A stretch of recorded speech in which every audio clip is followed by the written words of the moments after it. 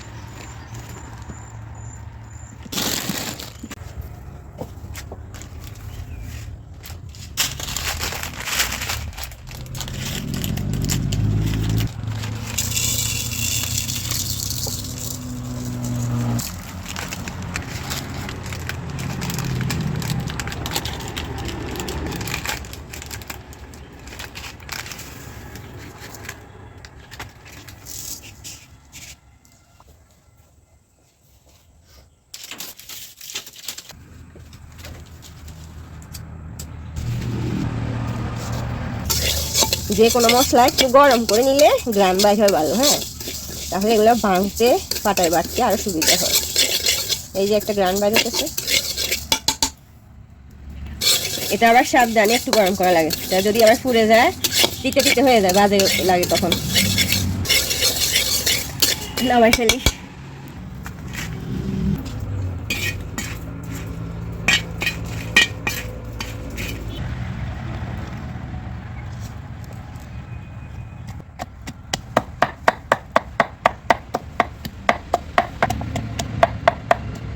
হয়ে গেছে, এইভাবে করে দিয়ে দিব। একবারে আলতা আলতা করবো না, হবে।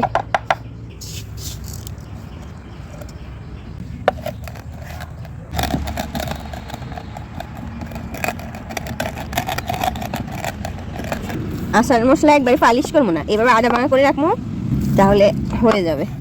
এইভাবে করে করে দিব। আমার ফাটা ভাঙি গেছে না, ফাটা এটা ভাঙি যাওয়ার পরে আর কিন্তু নিই নেই। হ্যাঁ, একটু অলসটাও কাজ করছে, বাজারে যাবো আবার আনবো, এই কারণে আনা হয় নাই, এই কারণে এখানে করতেছি। হয়ে গেছে না, হয়ে গেছে, মানে শিল্পাটা লাগতেছে না। ইচ্ছে থাকলে উপায় হয়, সব কিছুই সম্ভব হয়।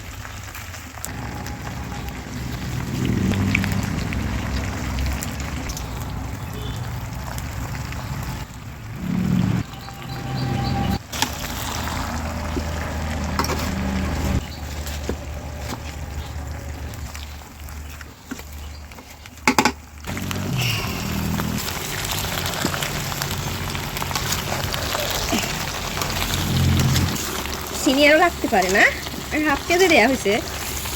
আমার জন্য ঠিক আছে, অন্য কেউ খাইলে একটু ঘাটতি লাগবে।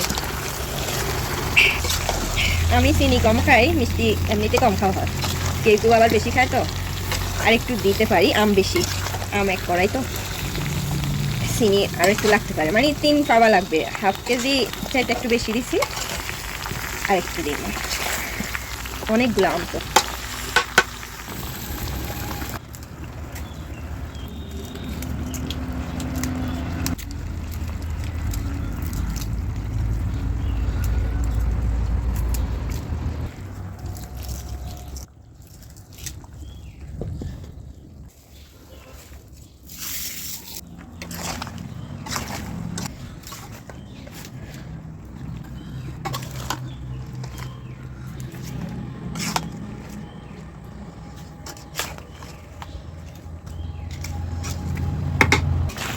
আমগুলা কাটতে অনেক কষ্ট হয়েছে, আটিয়ে হয়ে গেছে, শক্ত হয়ে গেছে, মানে আম একটু হলুদ হলুদ হয়ে ফাঁকার সময় হয়ে গেছে, যার কারণে কাটতে অনেক কষ্ট হয়েছে। আমি এই বটি দিয়ে কাটছি, একটা সাইড পিস করছি। চামড়া সহ যদি আচার দেওয়া হয় তাহলে একটু ফাঁকার সময় হয়ে আসলে, মানে হালকা হলুদ বর্ণ আটি শক্ত হয়েছে ওইরকম আম দিয়ে চামড়া সহ আচার দিয়ে আচার বানাইলে মজা। মানে আম একবারে আটি শক্ত না হলে তাহলে চামড়া সহ আচারগুলো মজা লাগে না। আমি এইভাবে আচার আমার আম্মার কাছ থেকে শিখছি। এগুলো আবার তেলের মধ্যে ডুবাই দিব, হ্যাঁ, ডুবাই রাখলে মজা হবে। এইভাবে চামড়া সহ আচার দিলে বয়ামের ভিতর তেল দিয়ে ডুবাই রাখলে ওগুলো আস্তে আস্তে খাইতে মজা।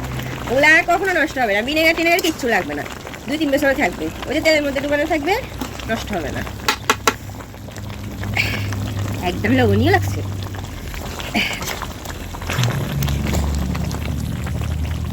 আর একটুখানি রাখি, হ্যাঁ, একটু নরম হোক। ওগুলো আবার তেলের মধ্যে থাকলে আস্তে আস্তে নরম হয়ে যাবে, আস্তে আস্তে খাইতে মজা লাগবে। আর একটুখানি রাখি।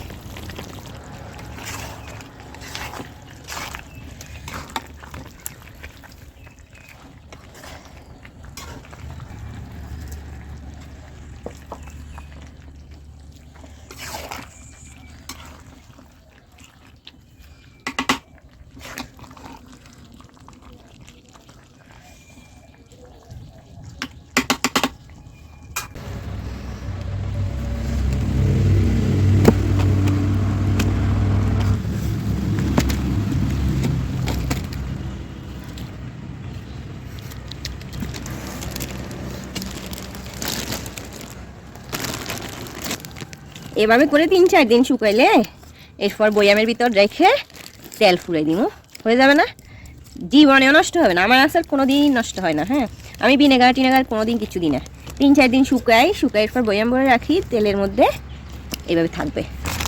যদি আবার বৃষ্টি আসে, এখন রোদ আসে না, রোদ থাকলে তো সুবিধা, 3-4 দিন রোদ দিলে ভালো থাকবে।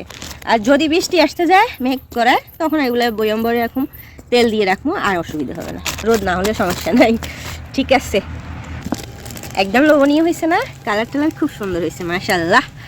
ওকে, ভালো থাকবেন সবাই, আল্লাহ হাফেজ।